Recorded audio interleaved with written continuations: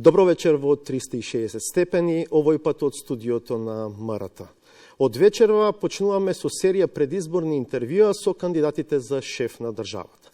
Поканети се сите седумина и веруваме дека сите ќе бидат наши гости во изданијата на 360 степени, заклучно со 22 април, кога завршува кампањата пред првиот круг од претседателските избори, закажан за 24 април.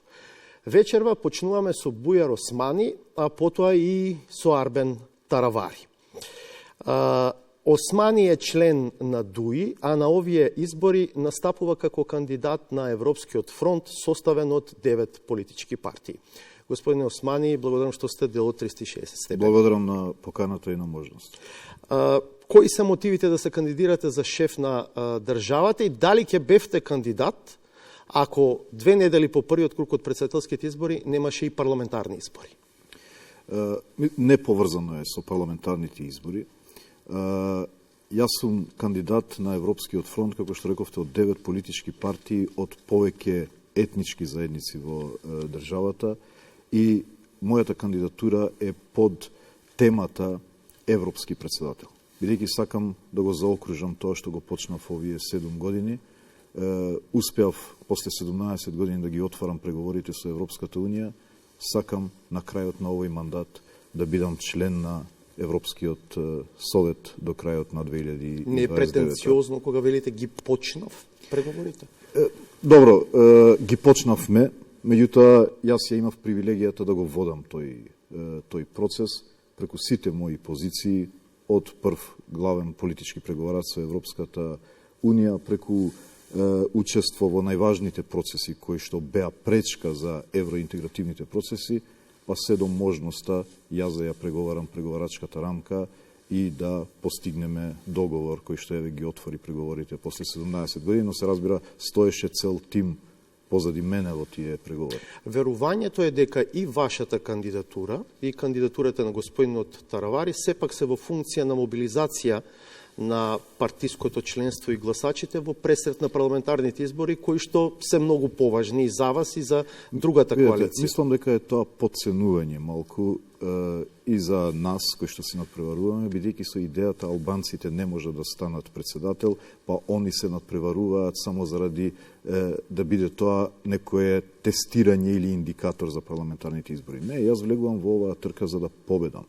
Бидејќи направив, мислам дека за сите граѓани, за сите етнички заедници и за државата во овие години. Мислам дека созреавме дека во изборот на председател ќе ги надминеме етничките линии. Јас често велам, јас сум хирург, мене никогаш не ми се случило граѓаните кои што барале помош од мене да ме прашуваат која ми е етничката припадност. Прашувале дали сум искусен, дали сум способен, дали можам да им излезам во пресрет. Ова значи дека очекувате гласови и од етнички македонци? Апсолутно да. Јас сум ги мислам дека направил најважните донел најважните одлуки кои што се однесуваат токму на македонскиот народ, сум тој што успеал да го официализира македонскиот јазик во преговарачката рамка, што не му успеало на никој пред мене и се разбира да го тргнам фокусот од идентитетско-историската оска во малцинско човековите права, кое што мислам дека најважниот интерес и тоа што најчесто го велам, најголемиот патриотизам денеска од македонска перспектива е да скратиме ден помалку за членство во Европската Унија. Бидејќи со секој ден одложен, една група македонци земаат бугарски пасош за да одат надвор. Тоа е мојата цел. За 4 години да станеме членка на Европската Унија и секој наш граѓанин во джепот да си има европски пасош. Немате, условно кажано, македонска партија во коалицијата, но имате турска, ромска. Колку тоа што освен предоминантно албански има и други партии или партии на другите етнички заедници во земјава, е израз на слабост или страф од евентуален пораз и од подобар резултат на другата опозицијска коалиција кај албанците? Тоа е израз на сила, бидејќи помалите етнички заедници до сега не гледа во нас заштитник на нивните права и интереси. Иако по логиката на нештата тие треба да гледат во нас заштитник, затоа што ние сме поминале низ тоа што поминале и другите заедници. Иако некој може да ги разбере, тоа сме ние. Они видоа дека ние можеме да се бориме за позицијата на албанците во државата. И со тоа стекнаа доверба дека можеме да бидеме и нивни заштитници. Но на крај тоа ќе се одрази во бројки, во купчето. Кај вас на 22 април, во купчето кај ДУИ, се разбира, и другите партии на 8 мај. Не, тоа ние на листите на Фронтот за Европа се пратеници од сите политички партии. Така да Фронтот е на некој начин третиот мултиетнички блок кој што бара мандат за да ја води државата. Во вашата програма наречена Декалог на Европскиот председател, првото ветување е дека ова земја ќе стане членка на Европската Унија во 2030 година. Колку е реално остварливо ова, имајќи предвид дека земјата е заглавена некаде по крајот на скринингот, а пред отворањето на првиот кластер? Јас сметам дека првата задача како председател би ми било да свикам средба на лидерите на политичките партии и главните чинители во државата. Да се затвориме и таа средба да трае ако треба со денови и недели додека не си подадеме рака. Додека не постигнеме надпартиски консензус, државен консензус по однос на Европската Унија. Бидејќи сега е шансата. Сега е прозорецот на можност. Ако не искористиме отварање на поглавје во 2024 година, не знаеме кога ќе ни се врати таа шанса пак. Јас често велам, членството во Европската Унија колку е меритократски процес, толку е и геополитички.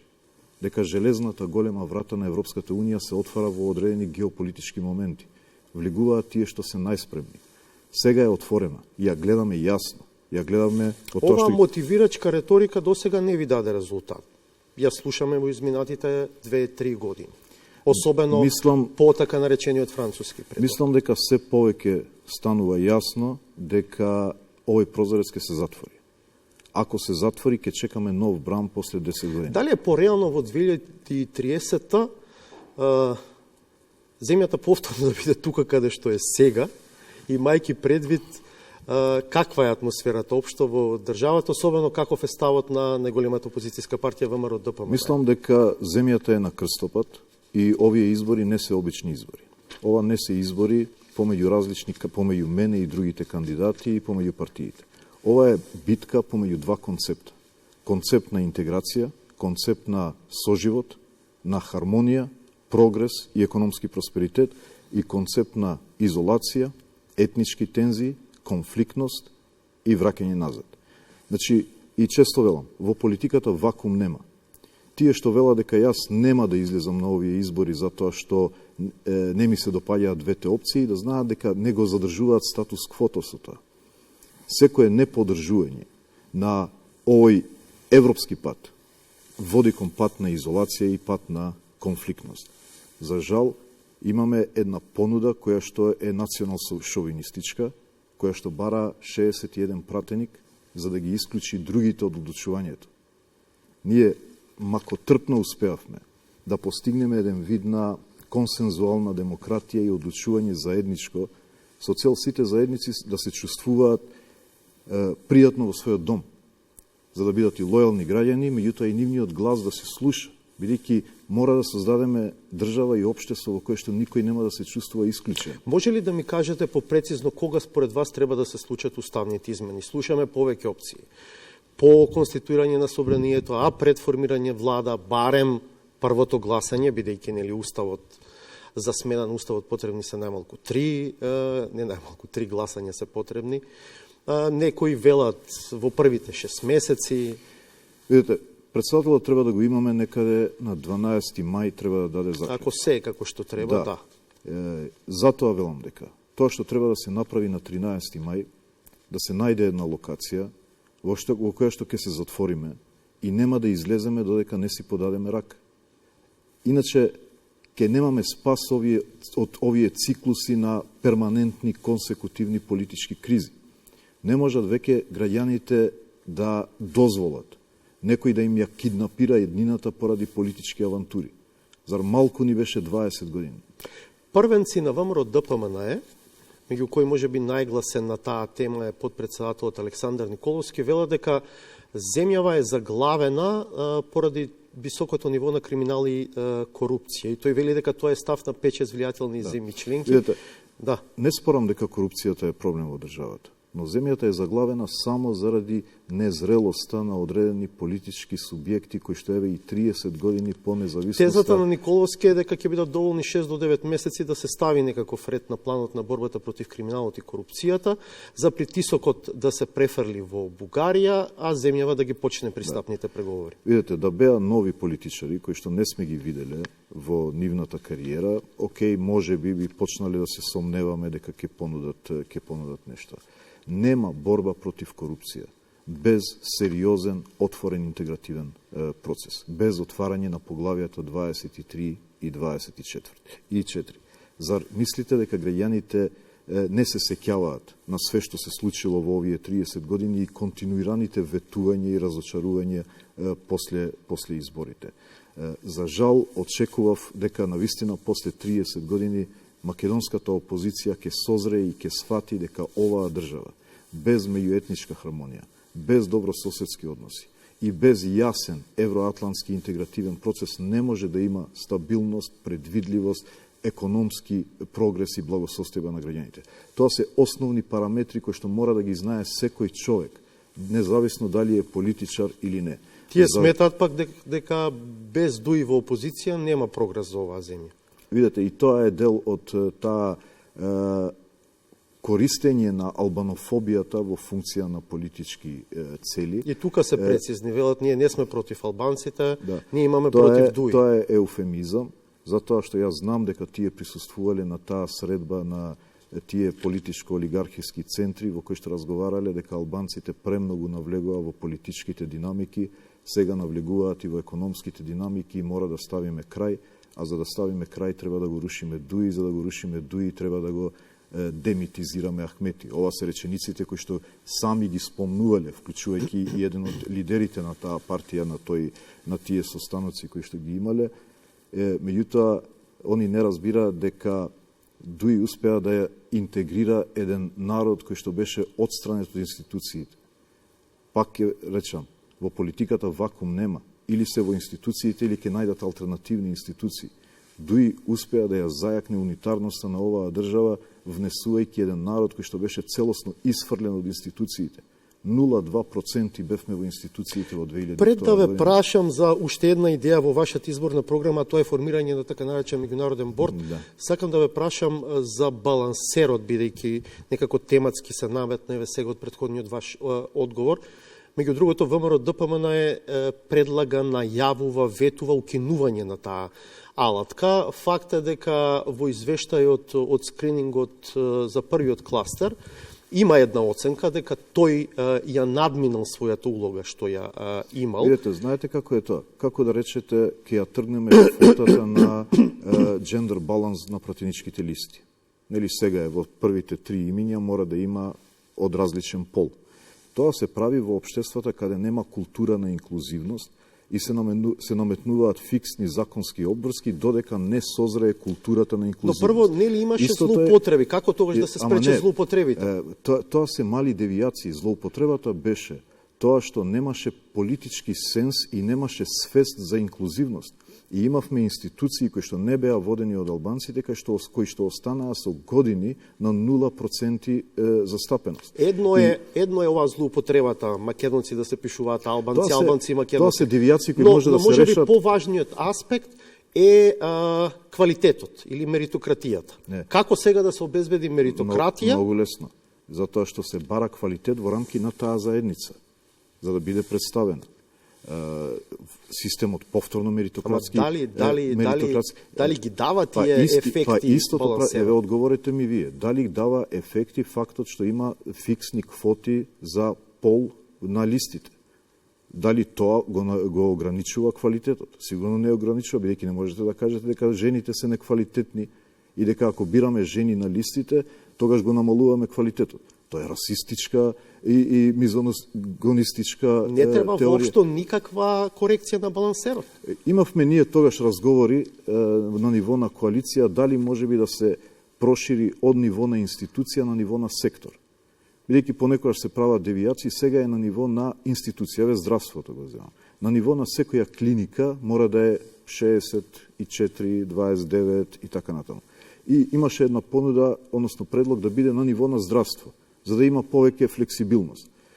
Јас велам, вреди да се разговара, но како се зголемува свеста по однос на инклузивноста. Овие мерки се мерки за да креираме свест на вклучување на сите. Го слушнав лидерот на СДСМ, Димитар Ковачевски, во еден од последните јавни настапи, рече дека балансерот е дел од реформската агенда, веќе утврдена и на седница на влада, а поврзана со планот за раст во Европската унија. Знаете што предвидува? За исклучување? Не рече исклучување. Туку рече дека на линија на тоа што е содржано во извештајот од скринингот, од првиот кластер, дека има некакви заклучоци. Дали знаете што содржат тие? Дебатата балансер на овие избори е дел од албанофобијата и од обидот да се злоупотреби тој сентимент за жалка и граѓаните. Ако некој зборува за квалитет, сега да е албанофобичен. Ама пак не ми одговоривте. Дали е намален квалитетот? Не треба јас да ви одговорам, тоа може да биде реторичко прашање. Ама еве реторичко прашање. Дали е намален квалитетот со тоа што имаме фиксни квоти за пол на пратеничките листи? И не можете да ми кажете дека албанците или турците или ромите ако имаат квоти се намалувало квалитетот. Каква е таа етнофобија, таа расистичка изјава дека албанците, турците, ромите, бошњаците намалувале квалитет, а само македонците држеле квалитет. Ајде, за да не останеме само на оваа тема. Го спомнав формирањето на така наречен меѓународен борд, велите НАТО, Европската унија и САД да ги сертифицираат носителите на јавни функции од политичкиот живот, од правосудството, од другите институции. Споменувате два критериуми, врски со Русија и корупција. Видете, тоа не го измислив. И јас тоа почнав да го правам како министер за надворешни работи. Јас се инспирирав од НАТО сертификатите. За да бидете министер за надворешни работи или за одбрана, вие мора да имате НАТО сертификат, бидејќи имате пристап до НАТО тајни документи. Двајца во државата имаме највисока категорија на така наречен Cosmic Top Secret, кој што дава пристап и до нуклеарното оружје на НАТО. Чекајте сега, дали некој што се фали дека еден од двајца, што го има на високото ниво на НАТО безбедност сертификат, воопшто заслужува да го има тој сертификат. Дали е тоа прашање што воопшто се коментира јавно? Да, сигурно се коментира и е проверено, затоа што од тука се инспирирав за предлогот. И така го почнав. Колку време го чекавте тој сертификат? Ајде веќе кога зборуваме. Воопшто. Поминав низ интервјуата, низ филтрите и го добив. 1,5 година? Не е така. Јас сум го добил за неколку месеци. За неколку месеци после откако станав министер за надворешни работи. Но што сакам да кажам? Јас почнав кога видов дека како се добива НАТО сертификатот, дека поминувате низ 30 служби на НАТО земји членки и ве сертифицираат по однос на корупција и по однос на афилиација со Русија, јас побарав сите амбасадори во земји членки на НАТО да поминат низ тој сертификат, иако е на need to know basis, односно тие што имаат пристап до документите на НАТО имаат потреба за тој сертификат. Јас побарав сите да поминат, за да ако некој не помине, не може да биде наш представник во НАТО земји. Тогаш сакав таа идеја да ја проширам и повеќе. Со тоа што би иницирал формирање на борд, во кој што би бил НАТО со своите инструменти, Соединените американски држави со своите инструменти и Европската унија. Сега ајде, кога сме тука. Колку е тоа уставно? Странци да решаваат за толку важни работи во друга држава. Ние почнавме со наш процес. Знаете дека има иницијатива, закон во парламент за ветинг, со идеја да се формира една агенција во која што како ќе се кандидираат носители на јавни функции, поминуваат низ агенцијата. Агенцијата со интероперабилност е поврзана со сите институции, катастар, антикорупција, суд, обвинителство и така натаму. Ако е чисто во сите наши домашни институции, го добиваш сертификатот и тоа е услов за да станеш министер, директор, обвинител и судија. 4 години се држи во собранието и не поминува од страна на пратениците. Јас помислив дека и да помине тој закон. Знам што ќе кажат и граѓаните и политиката. Дека еве, владата ги пушти своите, а не ги пушта опозицијските. И затоа сметав дека кога веќе имаме таква помош, еве, Соединените американски држави ги имаат своите листи. Преку стратешкиот диалог ние постигнавме договор со САД дека ќе помогнат во владење на правото. Европската унија ги има исто така своите рестриктивни мерки. НАТО го има својот процес на сертифицирање. И они може да помогнат на нашите служби за да има еден кредибилен процес користејќи го искуството. И мислам дека е тоа најдобар начин да се прекине овој политички лов на вештерки кој што как се интензивира постојано пред избори, се намалува после избори, во кој што корупцијата станува инструмент на политиката за добивање на власт, а не реална борба за владење на правото. Нема да ви падне на Уставен суд тоа?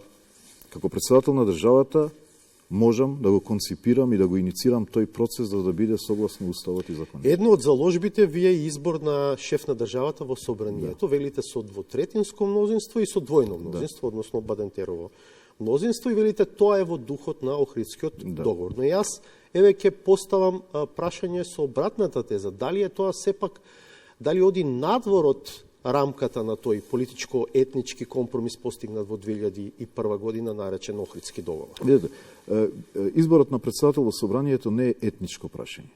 Тоа е прашање кој што ги засега сите граѓани. А зошто тоа е со Бадентер? Бидејќи Бадентер, односно двојното мнозинство... Да, ќе објаснам сега. Значи, прво, кај нас директниот избор на председател не е комплементарен со нашето уставно уредување како парламентарна демократија. Бидејќи ние сме некој хибриден модел во тој дел. Второ, изборот на председател кај нас стана извор на дополнителна поларизација и ескалација од која што тешко се опоравуваме. Вие се сеќавате дека председателот Црвенковски беше нарекуван господин Црвенковски со години од страна на опозицијата. Иванов не беше прифатен од другата опозиција сега. За Борис Трајковски се извинуваат тие што го предложија, не го прифаќаат тие останатите. Наместо улогата на председател да биде авторитетот кој што лепи, авторитетот кој што собира, авторитетот кој што деполаризира и деескалира. Ама тогаш не може да биде дополнително да се претвори во восечна фигура. Не, не е така. Не е така, затоа што ќе биде избран во еден инклузивен процес, прво ќе ја деескалира македонската политичка сцена. Бидејќи во изборот на председател ќе одлучуваат заедно македонската позиција и опозиција. Знаете, прв пат ќе имаме една институција која што ќе има авторитет да ги седне на маса македонските политички партии. Еве гледавме колку се мачи сегашниот председател една лидерска средба да организира. Бидејќи која е друга улогата на председателот во мултиетничка демократија? Он нема други, нема армијата веројатно да ја користи, ние сме земја членка на НАТО. Председателот треба да биде гласот на разумот. Треба да биде таа морална вертикала. Армијата не е за внатре, за надвор. Треба да биде тој авторитет кој што треба да деескалира. Оваа држава е жртва на перманентни политички кризи. Направете една хронолошка анализа колку енергија ни одземаа перманентните политички кризи. Да имавме барем една институција на разумот во која што сите ќе одеа и ќе го прифаќаа авторитетот за да може да посредува наместо да не собираат во пржина. Ако процесот биде избран во собрание со 2/3, плюс Бадентер за да може и етничките заедници да одлучуваат. Тука не се само албанците, зборам за мнозинство на немнозинските заедници, и турците, и бошњаците, и ромите. Ќе имаме за прв пат председател кој што ја има волјата на сите. И тогаш ќе биде авторитетот кој што ќе биде тој лепак, тоа сврзно ткиво на етничките наративи, а тоа е столбот на хармонијата и стабилноста на државата. Второ, ајде практично да го гледаме. 2500-600 луѓе се пријавиле за гласање. 1 милион евра сега ќе се потрошат за овие обсерверите, кои што ќе одат во сите амбасади за да го следат гласањето на 2600 луѓе, кои што нема да влијае на изборите. Тоа се милион евра. За диаспората. Милион евра може да се потрошат во здравството, може да се потрошат во образованието. Значи, од практични причини, премногу трошоци, а колку се трошат па за изборите сега тука, за да имаме еден нов извор на поларизација. Што е целта? Ако, ви велам, идејата е да имаме лепак, а не дополнителен поларизатор. И затоа бараме избор на председател во собранието. А на каков начин оваа тема е поставена, да речеме? Добро, ајде сега вие сте кандидат за шеф на државата, утре за ДУИ во пресрет на преговори за идна влада. Не, тоа е еден од заветите на декалогот и јас таа тема би ја иницирал прво убедувајќи ги граѓаните и убедувајќи ја политичката сцена. Би отишол во секое населено место да зборам со граѓаните, да аргументирам дека е тоа добар начин. Се разбира дека тоа нема да се наметне ниту на граѓаните, ниту на политичката сцена. Политичките партии, дали го имаат тоа како столб во разговорите за формирање на влада е друга прашање. Јас зборувам од перспектива на кандидат за председател и можен председател на државата. тој процес би го иницирал веднаш преку средби со граѓаните, преку разговори со политичките партии, прво да ги обедам и македонците дека ова не е етничко прашање, ова е прашање на добивање на еден дополнителен креатор на државен консензус, односно еден деескалатор и деполаризатор. Ки имате ли активности во средините со доминантно македонско население? Да, планирам, веќе почнав трет ден од кампањата и се разбира планирам да ги поминам колку што можам повеќе градови. За жал гледам дека 20 дена се премалку за председателски избори. Тоа го сватив овие денови. Каков искрено, реално резултат очекувате во првиот круг? Знам дека велите сакам да победам, но ете, што би било победа во символична смисла за Бујар Османи? Видете, јас представувам 4 големи етнички заедници и мислам дека постои реално можност да се влезе во втор круг. Заради големиот Европски фронт од 9 политички партии, значи најголемата турска партија е со нас во коалиција. Има втора турска партија во коалицијата. Има најголема бошњачка партија. Има најголемата ромска партија, представена од градоначалникот на Шуто Оризари. И тоа е навистина голем корпус на поддржувачи на Европскиот фронт и реални се можностите за влез во вториот круг, но јас навистина не се фокусирам на прашањето колку ќе имам гласови. Јас сум убеден во искреноста на мојата понуда, во можноста да го истерам овој процес. Мислам дека сум најкомпетитивниот во овој процес. Ги знам сите аспекти од процесите кои што беа скалила до Европската Унија, во интерпретацијата на тие процеси.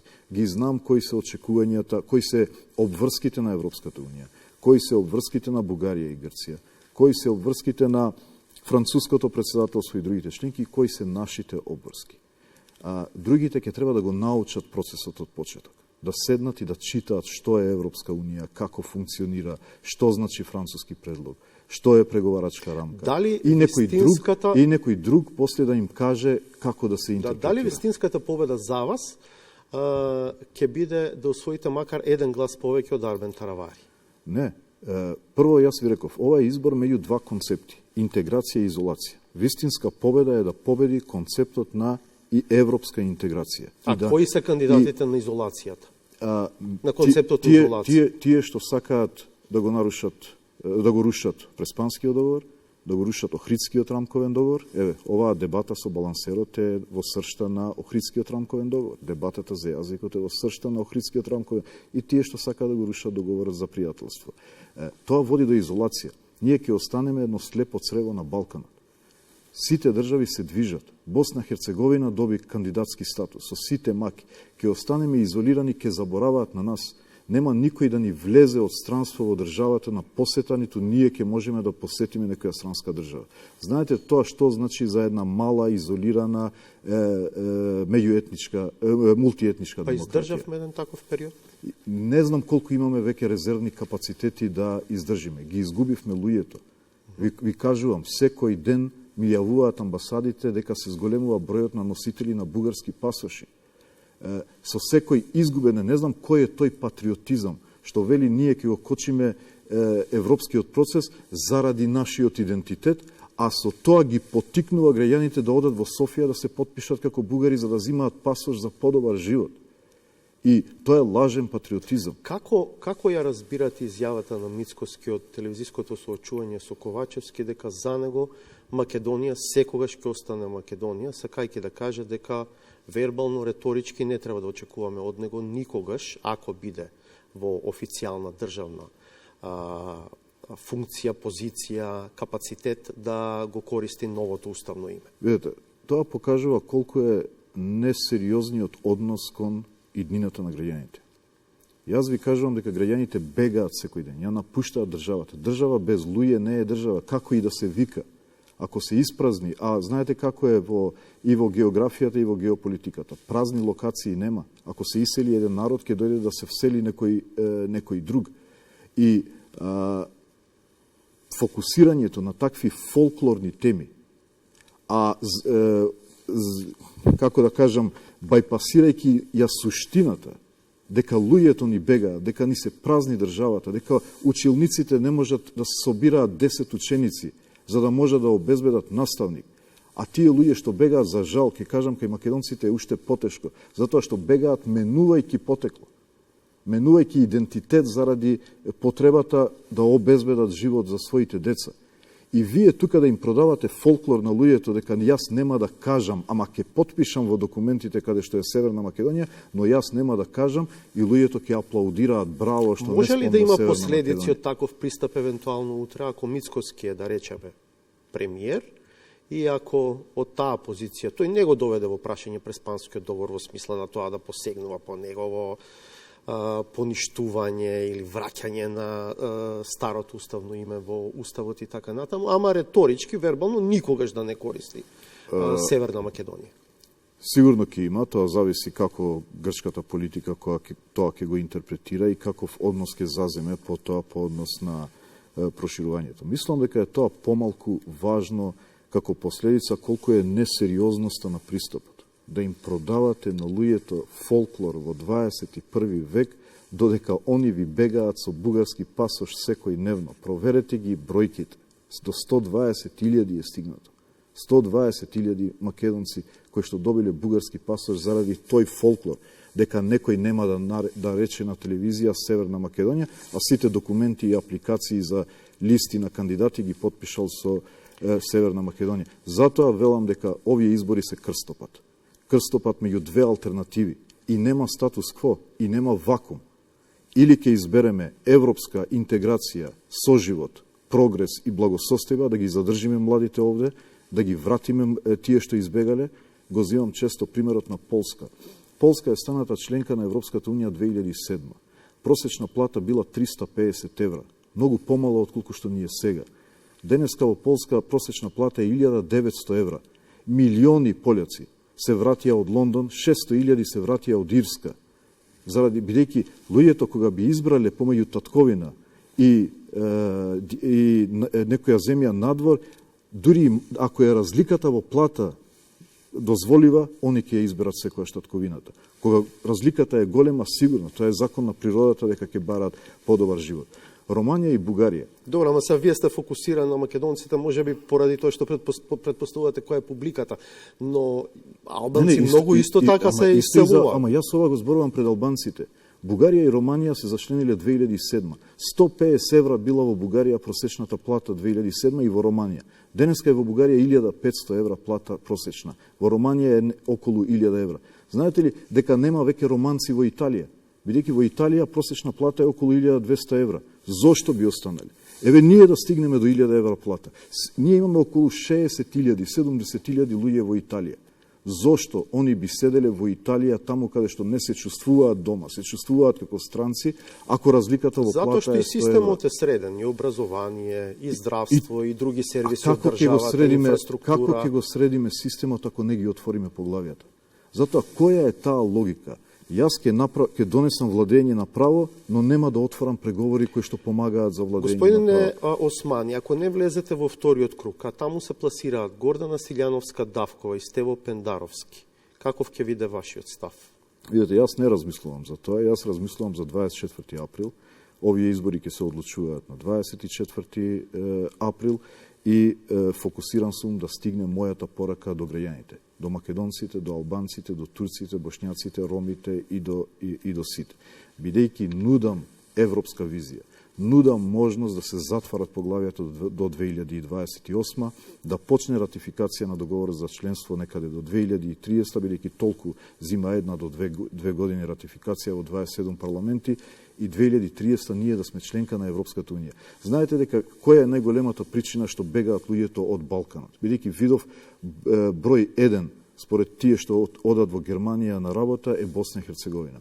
Констатирано дека е национализмот, дека луѓето веќе се уморни од таквите етнички, националистички тези, дека еве албанците ни земаа све, сега е време за второ полувреме, ќе им се одмаздиме на албанците, ќе го вратиме достоинството. И гледате пораките, ќе го вратиме достоинството.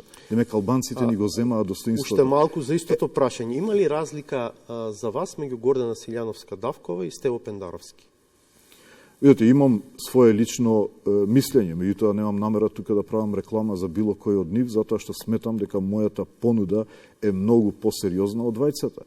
Јас сум единствениот во оваа трка кој што има меѓународно искуство. Јас често велам, дипломатијата наша, после председавањето со ОПСЕ, има друга самодоверба, има друг поглед кон светот. Знаете дека јас сум првиот министер кој што посредувал на друг конфликт. 6. јануари сум го имал првиот разговор со министерот за надворешни работи на Азербејџан и Ерменија поради една ескалација која што се случи на границата. Нашите дипломати, хроничари, констатираа дека е тоа прв пат ние да не се разговараме со странци од позиција на молење и барање за нас, туку од позиција на меѓународна заедница. Тоа го смени пристапот наш кон светската политика. Го нема тоа искуство никој. ОПСЕ е најголемата безбедносна регионална организација во светот со 57 земји членки и 1.300 милиони луѓе. И со тие контакти што ги создадов низ светот, низ Европа, со тоа искуство меѓународно, со тоа домашно искуство, може би не е скромно, но не можам да се споредам со било кој од кандидатите. И затоа ја имам таа само доверба да барам од граѓаните поддршка да го истераме овој процес. А уште еднаш ќе кажам, никој не ме прашал како хирург до сега каква ми е етничката припадност. Прашал дали имам искуство и дали сум коректен во односот со нив, да ги третирам така како што треба, и верувам дека и сега нема да прашаат кое е моето искуство, туку дали можам да отварам врати низ светот, дали го разбирам процесот или допрва треба да го учам како функционира Европската Унија, или ќе можам уште од првиот ден да седнам, да постигнеме државен консензус и до 2030 да станеме земја членка на Унијата. Неспорно дека сте нескромен, но сепак и предизборна кампања и веројатно и дозволено. Компаративно сум нескромен, иначе се разбира пред граѓаните, јас понизно ја барам нивната поддршка, бидејќи политиката е јавна служба. Често кажувам, знаете од каде доаѓа зборот министер? Од латинскиот збор минус, што значи малку, затоа што министрите биле службеници, па потоа биле во црквите и така станал поимот министер дека си слуга на луѓето. Меѓутоа, компаративно во оваа трка, апсолутно сум нескромен. Благодарам за овој разговор. Благодарам и на вас.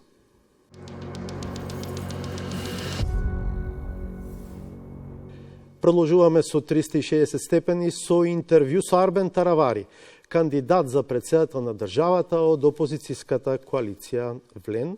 Господине Таравари, добре дојдовте во 360 степени. Добро ве најдов, ви благодарам за поканата. Благодарам што ја прифативте. И за вас, како и за Бујар Османи, првото прашање е исто. Кои се мотивите да се кандидирате за шеф на државата? Со додавка, дали ќе бевте кандидат, ако 2 недели по првиот круг од председателските немаше и парламентарни избори? Значи, пред нова година ме прашаа новинарите за ова и кажав дека не сум заинтересиран и искрено немав некој мотив, меѓутоа потоа ги гледав бројките од анкети кои што беа направени од повеќе анкетни куќи, да речам, од повеќе агенции, и гледав дека бројките стојат ептен добро и одлучив дека добро би било да видиме и да побараме поддршка од сите етнички заедници, нели?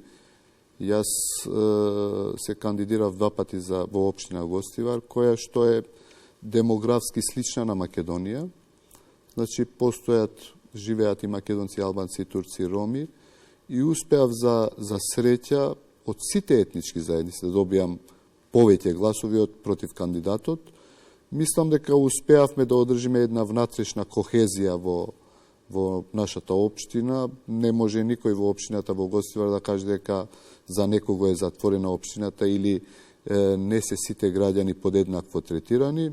Мислам и со Министерството за здравство, со кое што раководев само 100 дена, успеавме со една анкета на ИРИ, нели се прави за сите влади за првите 100 дена, колку е довербата на граѓаните, успеавме да добиеме огромна поддршка од граѓанинот во Република Македонија и мислам дека во почеток ја се кандидирав прв, па потоа и Бујар нели кажа дека и ќе се кандидира. Мислам дека не влијаат толку парламентарните избори. Да, истото прашање, ете со други зборови ги слушате веројатно и вие тие коментари дека практично и вашата и кандидатурата на Османи се во функција на мобилизација на гласачите пред парламентарните избори на 8 мај. Секако видите, не може никој да каже дека и парламентарните не влијаат на председателските, како што и председателските влијаат на парламентарните. Тоа е неспорно. Меѓутоа, тоа не е главниот мотив дека се одржуваат за 2 недели парламентарни избори, па затоа се кандидирав. Мислам дека добро е да видиме дали ја преоѓаме таа црвена линија, дека може и албанец да гласа за македонец, како што се случи 2016. Тоа би дека значило дека очекувате гласови од етнички македонци. Апсолутно, не само од етнички македонци, туку и од етнички турци, и роми, и други бошњаци. Видете, јас работам 26 години како доктор. И тоа со огромен број на преглед на пациенти кои што не се само од иста етничка заедница, меѓутоа и како градоначалник ви велам дека сум имал работа. Македонија е толку мала што скоро секој четврти, пети е поврзан некако со сите други. Так мала мрежа на луѓе, така ја мислам дека имаме перцепција за скоро сите политичари, какви се како луѓе, и ја очекувам поддршка и од сите етнички Дали заедници. тоа што Османи во коалицијата што го поддржува има зад себе и партија на турци, и партија на роми, го сметате за негова предност во однос на вас? Видете, 2017 година Турската демократска партија беше во коалиција со ДУИ исто, на локално ниво. Меѓутоа, ние успеавме да земеме 60 до 70% од турските гласови во Гостив. Ја повторно мислам, не мислам дека партијата кај ќе потпише и сите гласачи гласат. Кажав, локалните и председателските избори повеќе се гласа за личност, не за партија. Мислам дека огромен број на турски гласачи, нели има повеќе турски партии, точно е дека ТДП е малце подобро стои од другите турски партии, меѓутоа јас сум сигурен дека, например, во повеќе краишта во Македонија ќе добијам многу повеќе гласови турски отколку Бујар Османи. Во вашата изборна програма зборувате за тоа дека државата се наоѓа во економска, политичко-уставна и етичко-морална криза. Зборувате за 4 столба: интеграција во ЕУ, безбедност, праведна држава и консензуална демократија. Ќе зборуваме помалку за сите. На тема интеграција на земјава во Европската Унија и уставни измени. Ако станете шеф на државата, велите дека ќе сакате првата ваша посета да биде на Брисел, за да побарате ова да биде последниот услов за Македонија на патот кон Европската Унија. Кога велите Брисел, на кого мислите? И кога велите ова да биде последниот услов, на што мислите? Видете, сега и во Брисел ќе се одржат избори, нели, за Европскиот парламент. Тоа значи дека ако станете шеф на државата, на првата посета ќе треба да почекате. Нели, 6 до 9 јуни се изборите. Европската комисија си стои додека се избере следната. Без разлика дека има избори, додека се состави новата Европска комисија, оваа актуелната си функционира, така да првата посета апсолутно би отишол до Брисел. Ама може ќе биде во технички мандат таа комисија. Без разлика, ја мислам дека европските институции имаат таму кај што има развиена демокрација, има еден континуитет на владење. Не е дека нешто, ако дојде некоја друга комисија и веднаш се ќе се смени. Ја верувам во развиени демокрации, мислам дека континуитетот се одржува. Ја мислам дека би требало прва посета да биде Брисел и како символика и да се побара од нив гаранција, од Европската комисија се разбира, дека оваа ќе биде последниот услов, уставните измени за Македонија да ги започне преговорите дефинитивно и што поскоро е можно да ги заврши. Така веќе пишува во преговарачката рамка. Зошто би барале дополнителни некакви гаранции? Се знае дека за следната меѓувладина конференција да се одржи, потребно е да се усвојат уставните измени. Токму така, меѓутоа да не се случува повторно да има дополнителни барања, нели тоа е стравувањето на повеќето сограѓани македонци тука, дека ќе има потоа после уште други барања, што на вистина не хендикепира. Доколку продолжуваме вака, овие преговори би можели да траат со години. Знаете Како што дека... се, например, во Црна Гора. Тие се започнати од 2012, ако не се лажам, и Србија 2014 година. Во Црна Гора се отворени 35 поглавја, а затворени само 3.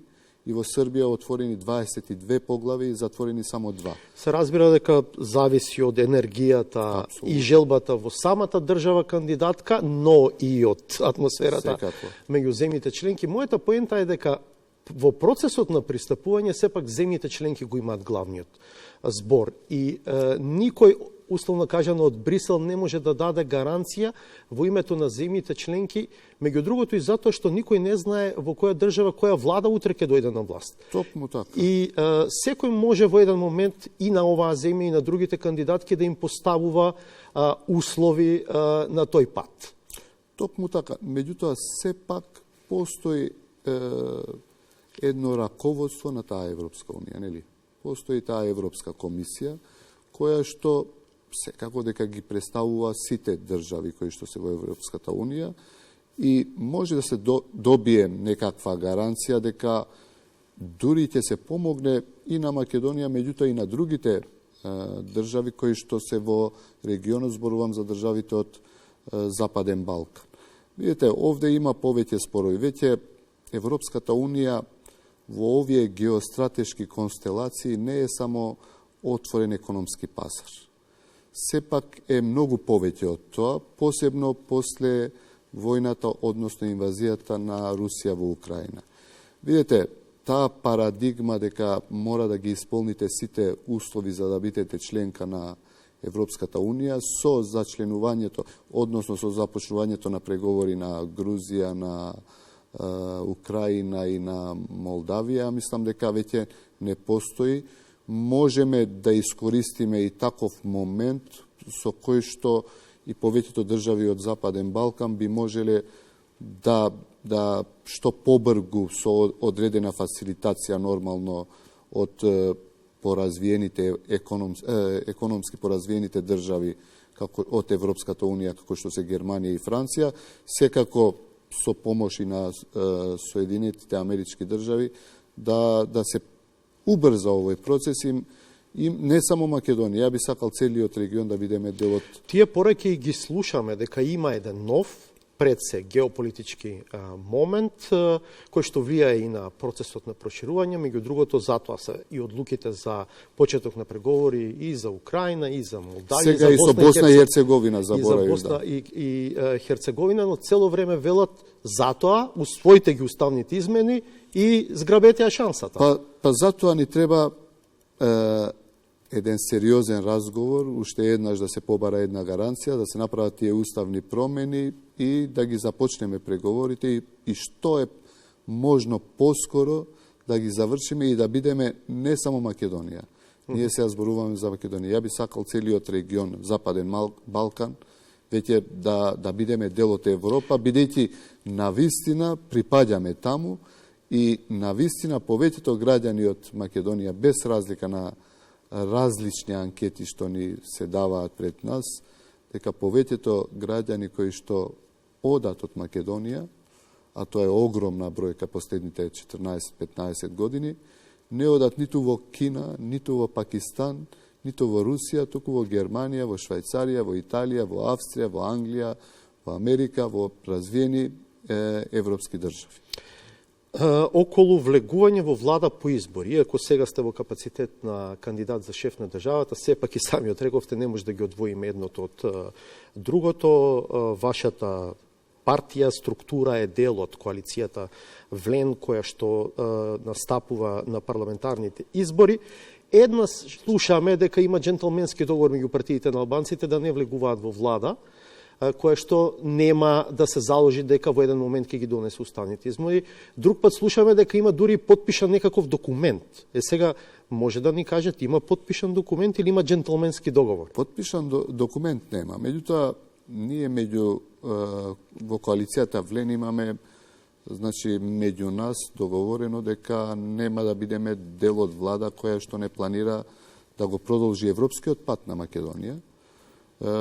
и порано кога преговарав со господинот Ахмети пред да се случи влен, истото го имаме разговарано и мислам дека ниедна албанска партија не би рескирала да биде дел од некоја влада која што ќе ги стагнира преговорите како после Букуреш 2008 година. За да бидеме дел од НАТО, нас ни требаше еден момент во кој што можевме да имаме многу подобар договор со Грција 2008 година, да биде употребата на пример Северна Македонија само за надворешна употреба и да поминеме заедно со Хрватска, 2008 година. И Албанија.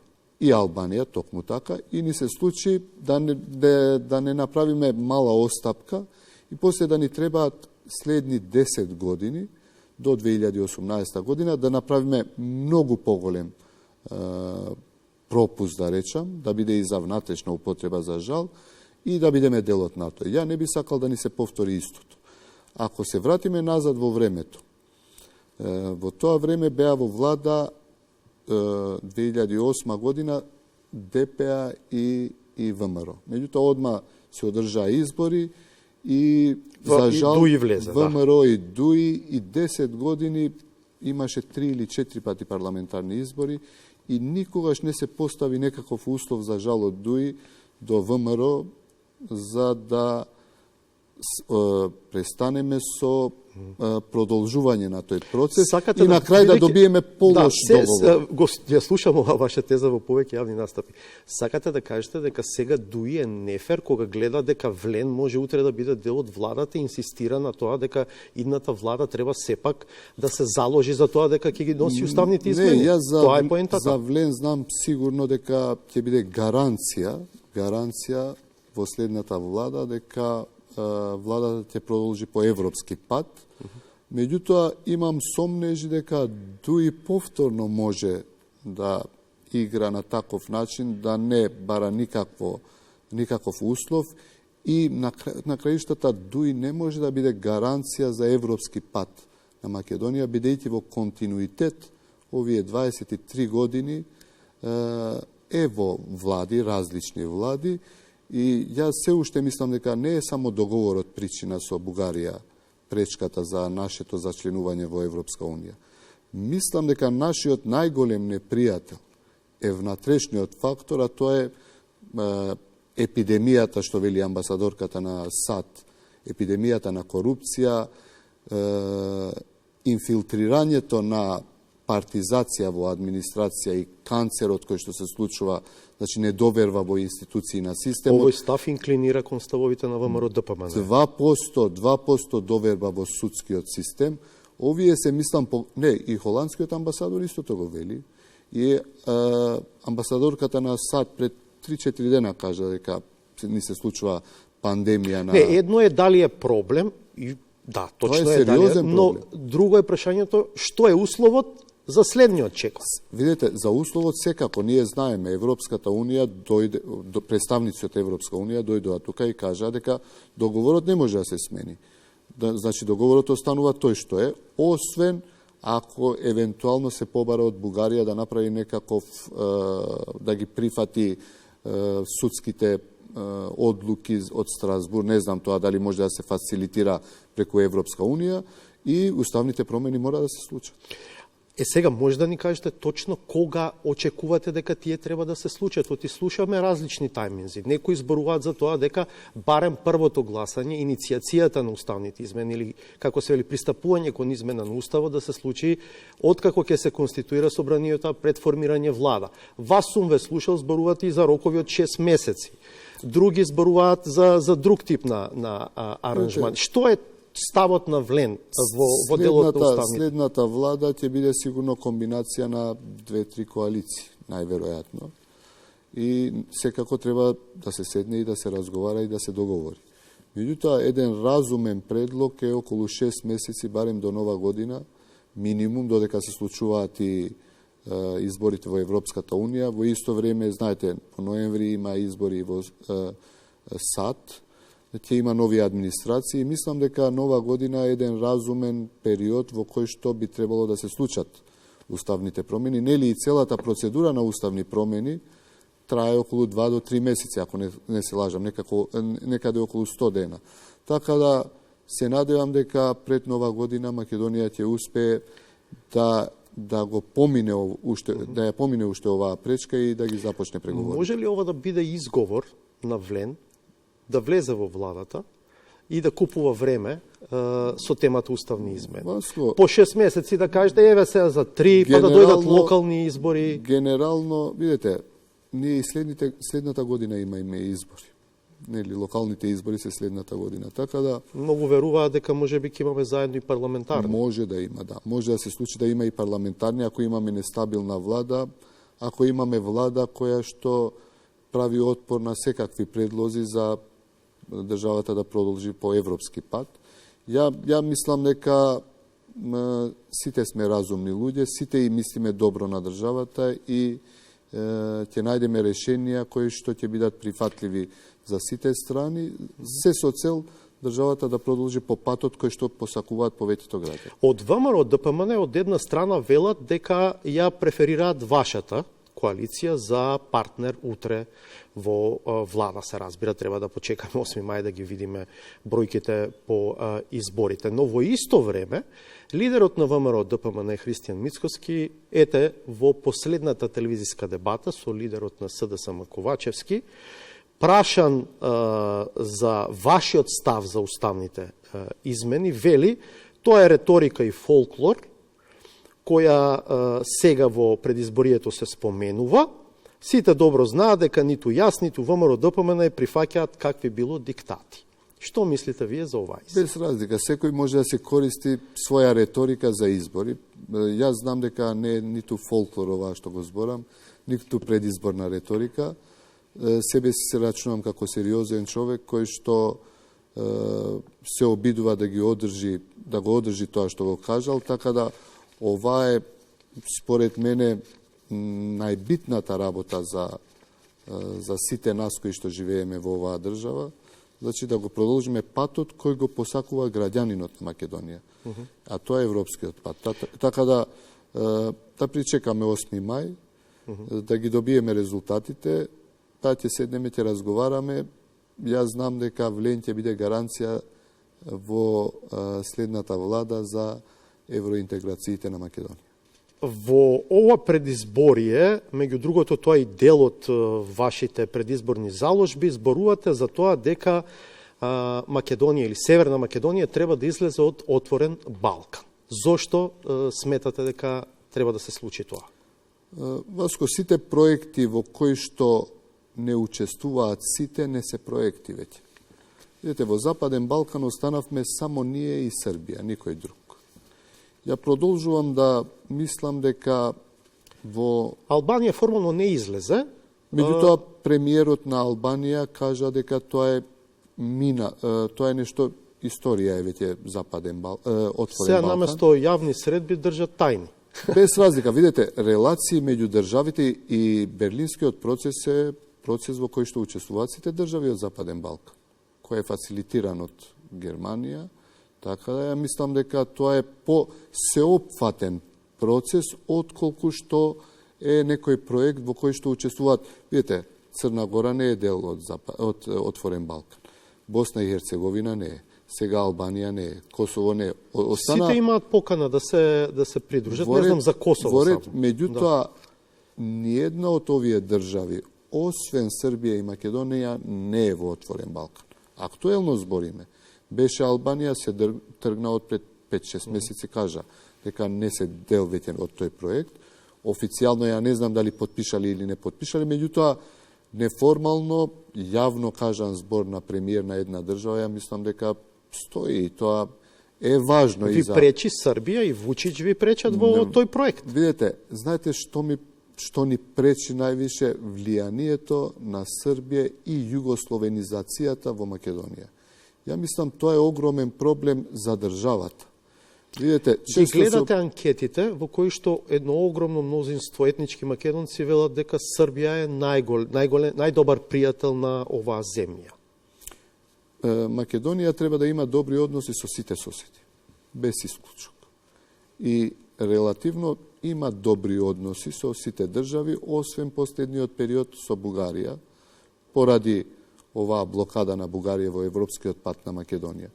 Меѓутоа, дали анализирате зошто во Македонија има одредена фобија кон албанците и кон бугарите? Зошто не према грците? Нели и Грција не пречеше околу 15 до 20 години, ако не се лажам, за европскиот пат на Македонија. Ама имаше во тие 10 години, кога беа тензични односите? Никогаш немало во Македонија некаква, иако имало можеби, повторно сите од Македонија повеќе одат на одмор, на пример, или на шопинг во Грција, отколку во другите држави.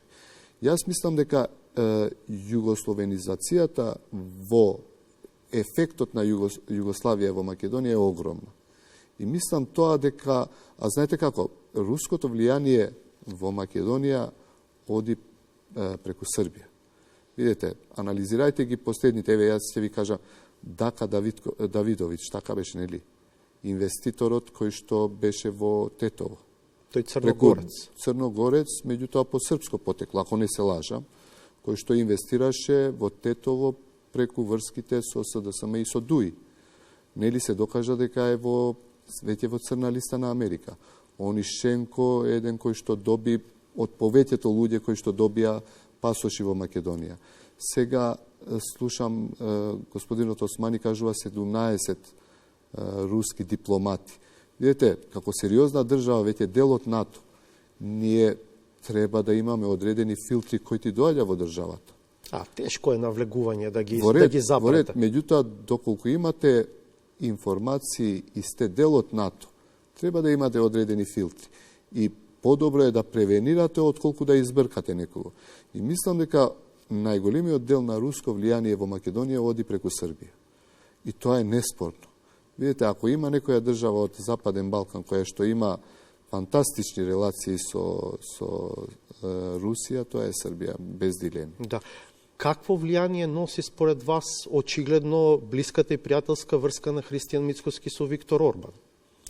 Јас не знам какви односи има Христијан. Ама ги гледате, веројатно, дека често Мицкоски оди во Будимпешта се среќава? Тоа е едно, меѓутоа и Груевски, кој што се инклинира повеќе на кај ДУИ СДСМ и он е близок со Орбан и ја не можам овие релации да ги објаснам, меѓутоа добро, еве, јас не ве прашав за Груевски, за Мицкоски ве прашав. Во ред, и Мицковски, ја не знам какви, ако се блиски има, тие се најверојатно, ја не сакам ни да дискутирам, меѓутоа Орбан е особа која што не е баш преферирана од европските држави. Така да тоа би било... Дали тоа може да биде уште еден канал за руски влијание овде? Тоа прашувам.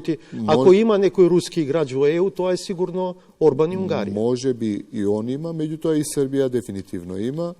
Ние за Мицковски не знаеме како ќе владее, меѓутоа знаеме како владееше Груевски и Ахмети последните, да речам, во тој период од 2008 до 2016 година и знаеме какво влијание имаше повторно Србија и Унгарија во Македонија последните 6-7 години. Тоа е неспорно. Знаете, кога господинот Вучич кажува јавно дека е загрижен, дека господинот Ахмети може да ги изгуби изборите, тоа е чудно барем кај албанците. Тоа е веројатно затоа што Курти вас ве поддржува.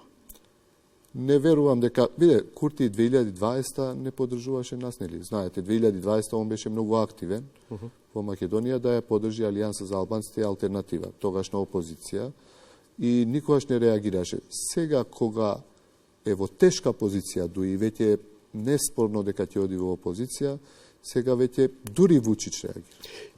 Како да има едно повлекување кај Курти сега во последните недели, па и месец-два би рекол,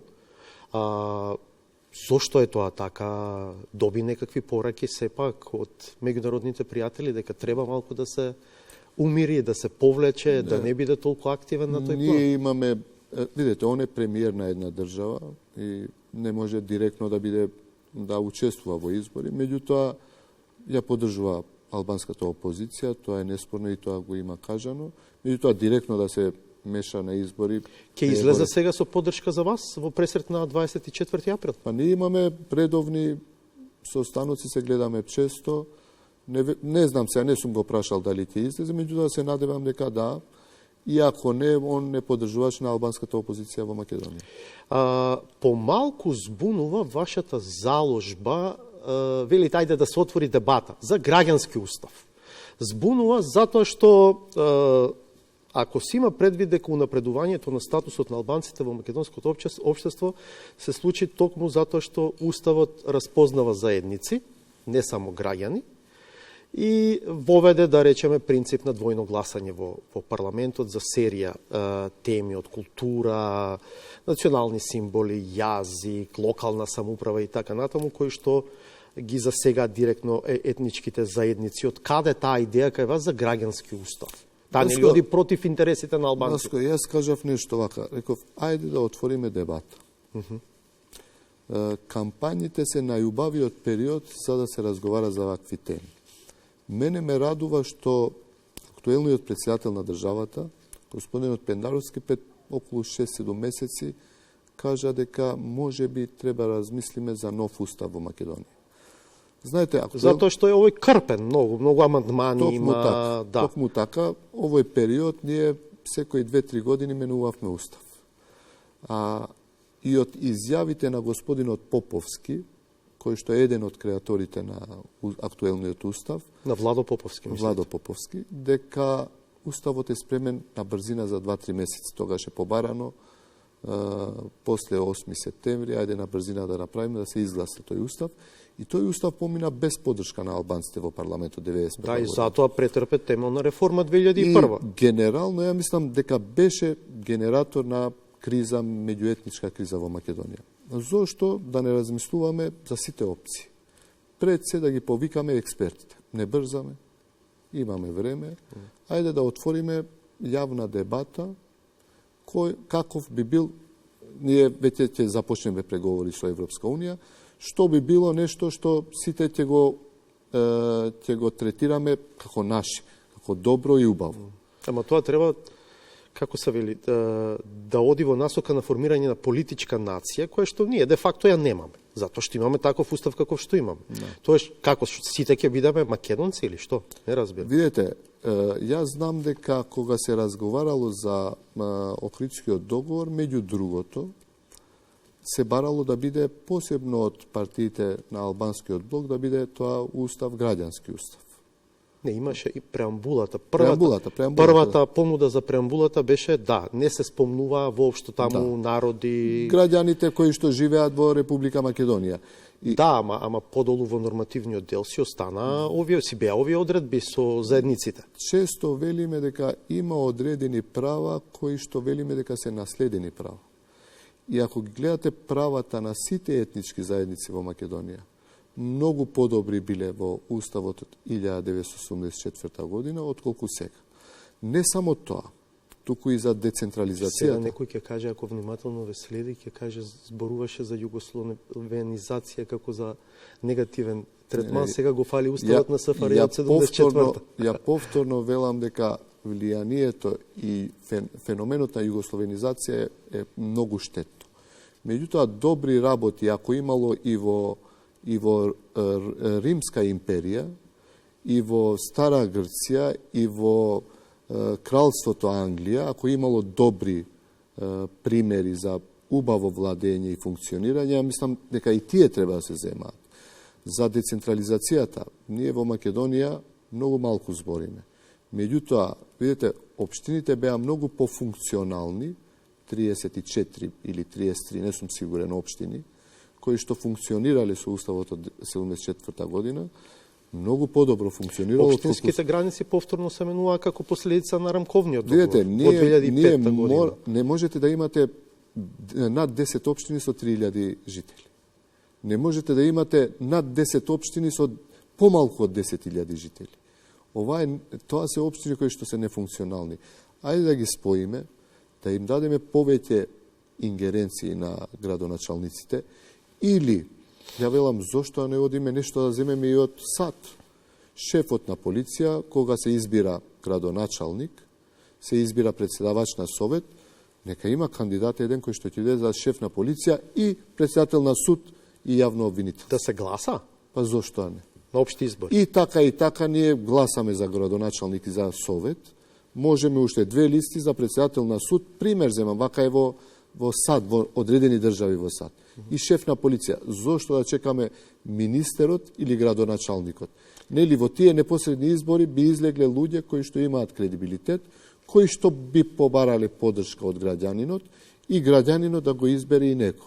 Кога сме на оваа тема, граѓански устав, колективни права на албанците, на другите етнички заедници, кој е вашиот став за така наречениот балансер? Во оваа кампања се отвори и оваа тема. ВМРО ДПМН вели дека ќе го укине ако дојде на власт. Има еден извештај од скринингот за првиот кластер, во кој што има еден критички однос кон балансерот, не се бара директно укинување, но се бара негова реформа. Што мислите вие? Јас сакам за сите теми да разговараме отворено. Мислам дека меѓу нас треба да не треба да има табуа, да разговараме како да биде подобро за сите нас, па и за балансерот. Јас колку што знам, балансерот е воведен 2006 година баш од ВМРО ДПМН.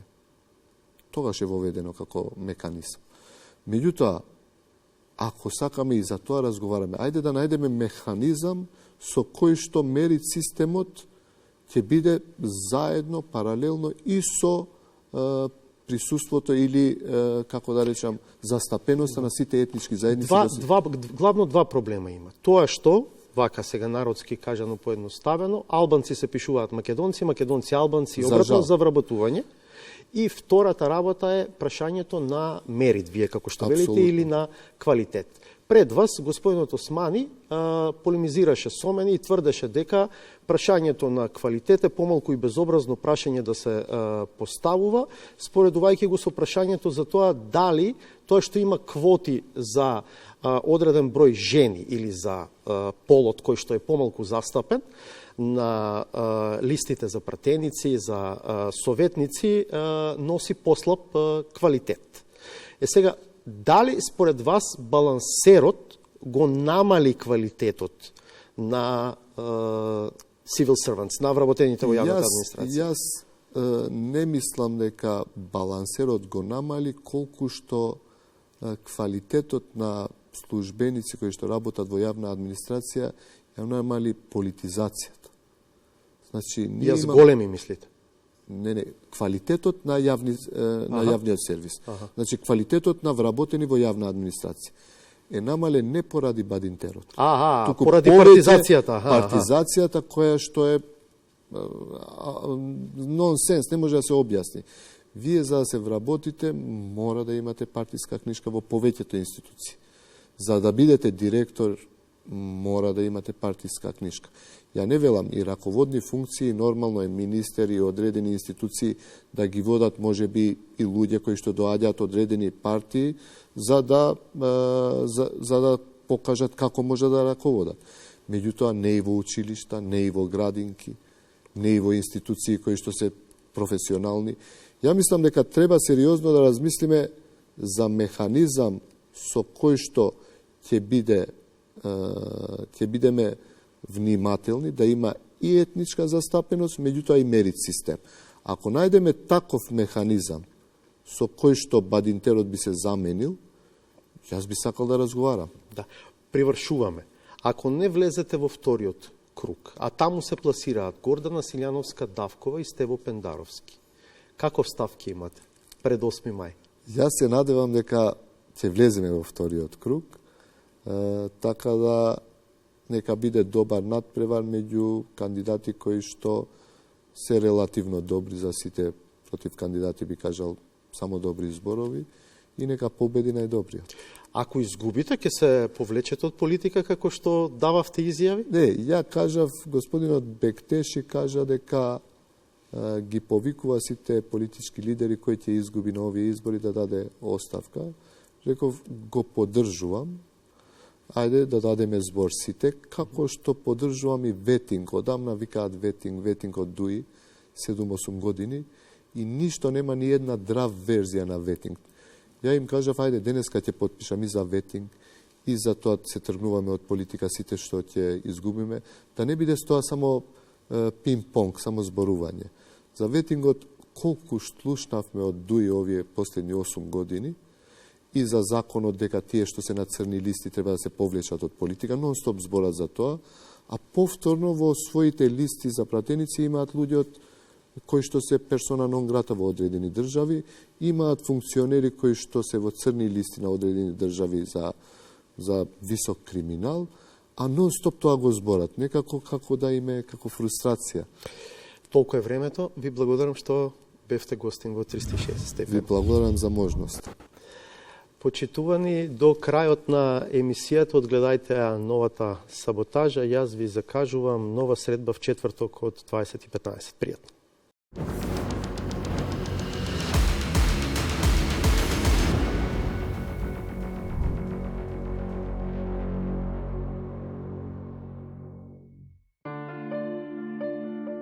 Битката на информациите со дезинформациите, вистината со манипулациите, објективноста со пропагандата станува се потензична.